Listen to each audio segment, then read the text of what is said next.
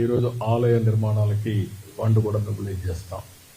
ఈ ఫండ్ని ఎక్కడికక్కడ ఇప్పుడు ఉండే డబ్బులు ఖర్చు పెడుతూనే సిస్టమేటిక్గా ఇంకా ఫండ్ రేజ్ చేసి ఆ ఫండ్ అంతా కూడా ఖర్చు పెట్టి ఎక్కడైతే వెంకటేశ్వర స్వామి సేవలు చేయాలనుకున్న ప్రతి ఒక్క వ్యక్తికి ఇది ఉపయోగపడే పరిస్థితి వస్తుంది.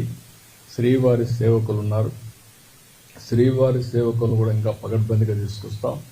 ఇది కూడా నా ఆలోచనే.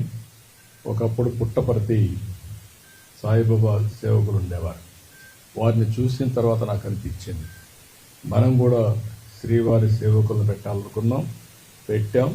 దానివల్ల కొంతవరకు ఉపయోగపడే పరిస్థితికి వచ్చింది. దాన్ని ఇంకా ఆర్గనైజేషన్ స్ట్రీమ్లైన్ చేసి ఇక్కడ కానీ లోకల్గా ఉండే టెంపుల్స్ కానీ వీళ్ళు సేవ చేసే పరిస్థితికి వస్తారు.